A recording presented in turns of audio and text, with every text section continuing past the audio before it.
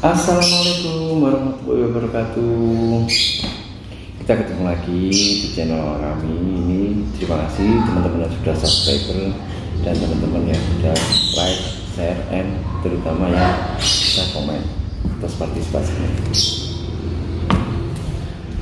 Untuk kali ini saya tidak berada di kantor, tapi saya berada di rumah saya, tempat tinggal saya, dan kebetulan juga di atas supaya agak tenang. Dan di sini memang tempat saya untuk refreshing, untuk mengikuti sama beberapa alat musik ini. Jadi kalau kesepian saya nyanyi sendiri. Saya di sini coba menerangkan mengenai asas yang ada dalam hukum perdata, karena asas itu sangat penting sekali. Asas dalam hukum perdata ini adalah untuk menyusun sebuah gugatan dan untuk mematahkan sebuah gugatan. Kalau seseorang belum menguasai asas atau tidak, bahkan tidak tahu asas, saya yakin seseorang tersebut tidak akan bisa menyusun suatu gugatan, tapi cuma bisa kopas alias copy paste di Google searching gugatan seperti apa, kemudian ditempelkan lagi di konsep gugatan tersebut. Tapi hal itu tidak pernah bisa masuk, dikarenakan setiap perkara itu berbeda-beda. Wan prestasi, apa itu wan prestasi atau perbuatan melawan hukum, sangat berbeda. Suatu perkara, suatu kasus tidak sesimpel yang mungkin teman-teman bayangkan. Jadi perkara tersebut caranya menyusun, caranya untuk mengonsep, untuk memasak adonannya harus melalui asas terlebih dahulu, baru setelah itu teori lain.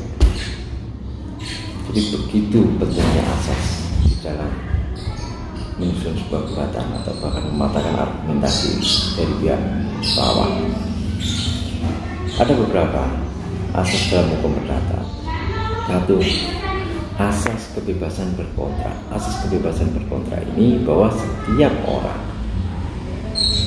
boleh mengadakan suatu perjanjian, apakah perjanjian tersebut sudah diatur dalam undang-undang maupun yang belum diatur dalam undang-undang, asalkan syarat-syaratnya perjanjian harus terpenuhi sesuai dengan ketentuan pasal 1338 ayat 1, bahwa setiap orang yang mengadakan perjanjian ini sifatnya mengikat bagi si pembuatnya.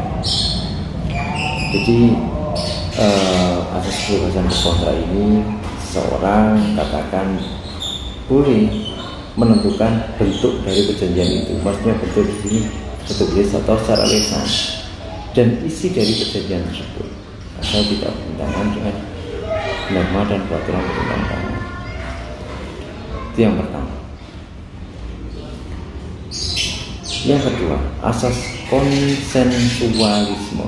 Asas konsensualisme adalah diatur di dalam pasal 1320 Kitab Undang-Undang Hukum Perdata tentang syarat sahnya perjanjian. Syarat sahnya perjanjian di sini terbagi menjadi dua, syarat subjektif dan syarat objektif. Dari syarat subjektif inilah asas konsensualisme ini masuk, yaitu kesepakatan. Terjadinya kata sepakat. Dan syarat subjektif ini yang kedua adalah dewasa cakap.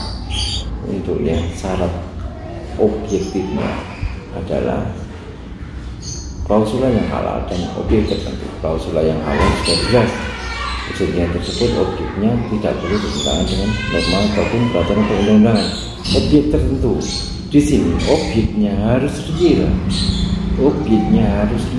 dan begitu juga harganya harus real. Jadi perjanjian itu ada perjanjian real dan perjanjian real. Nanti kami akan post sendiri dalam video berikutnya.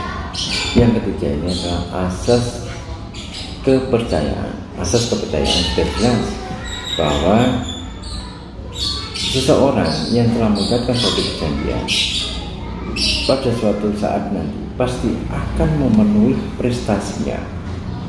Jadi misalnya kalau bisnis kan ada sering kita mendengar istilah kepercayaan. Bisnis itu kepercayaan, trust. Seperti halnya lawyer dan klien ada trust, kepercayaan. Jadi jangan sampai kita saling mengkhianati asas kepercayaan ini. Begitu bagaimana dikarenakan ada berhubungan dengan itikat baik, tapi itu asas tersendiri nanti. Jadi trust, kepercayaan, kita sudah dipercaya, kita harus beritikat baik. Intinya seperti itu. Yang keempat adalah asas kekuatan mengikat, bahwa asas ini, perjanjian tersebut dibuat itu mengikat bagi para pembuatnya. Itu sesuai dengan ketentuan pasal 1340 Kitab Undang-Undang Hukum Perdata. Akan tetapi pengecualian untuk yang pasal 1317 bahwa perjanjian tersebut bisa untuk kepentingan pihak ketiga. Jadi selain dua ini terdapat pihak ketiga, itu pasal 1317 itu yang disampaikan.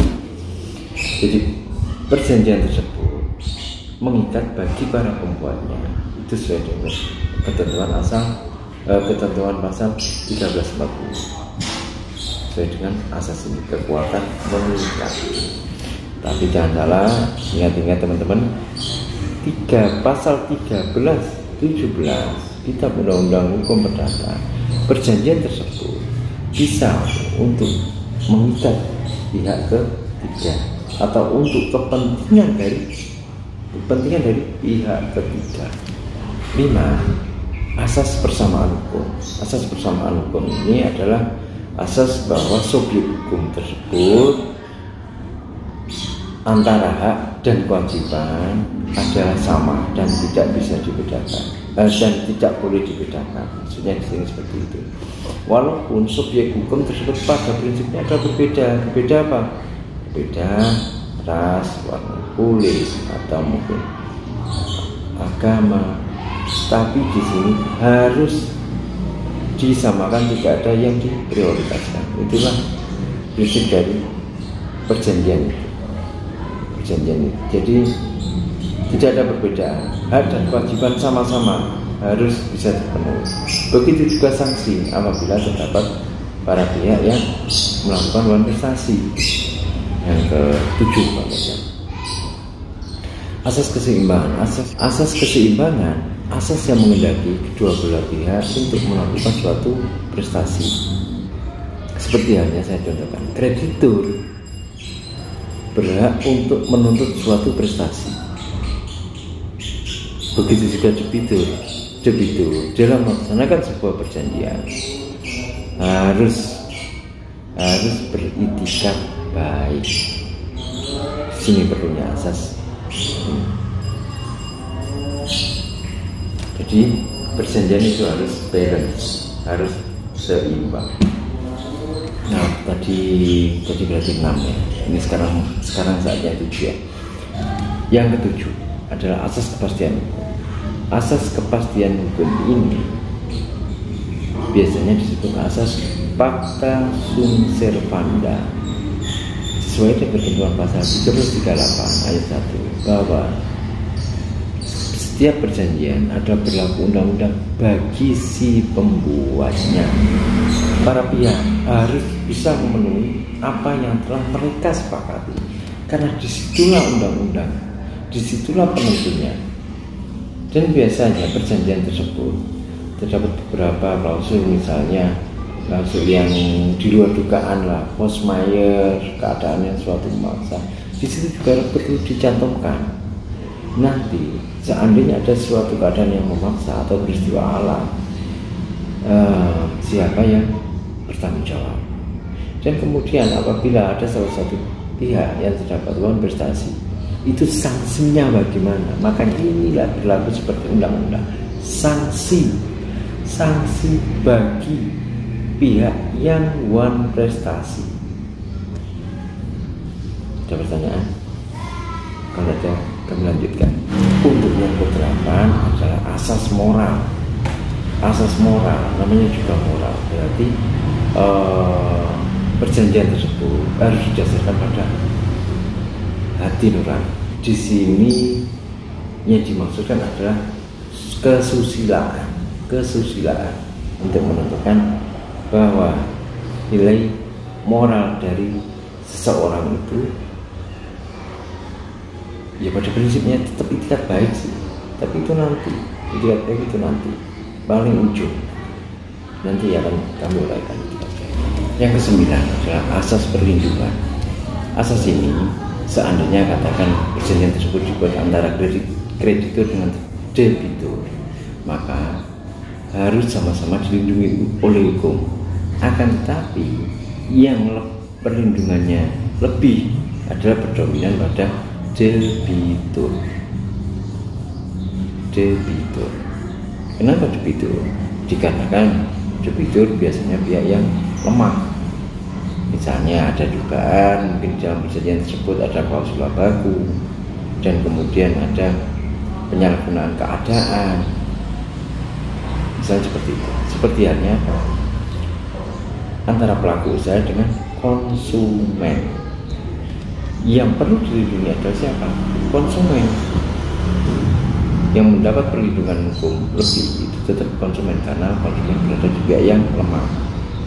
Satu, konsumen adalah pembeli beritikat baik. Ingat.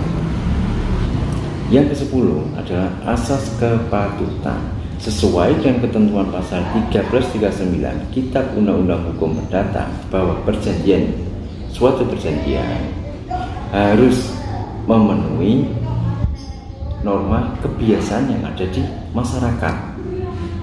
Jadi apabila perjanjian tersebut tidak patut, maka ada sesuatu yang tidak benar di dalam perjanjian tersebut.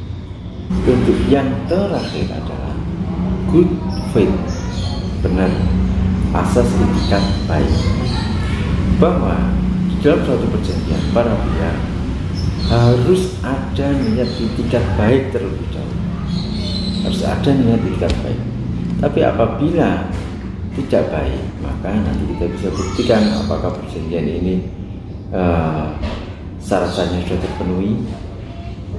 Karena suatu perjanjian itu tetap yang dipegang adalah kepercayaan, seperti asas yang sebelumnya tadi saya uraikan.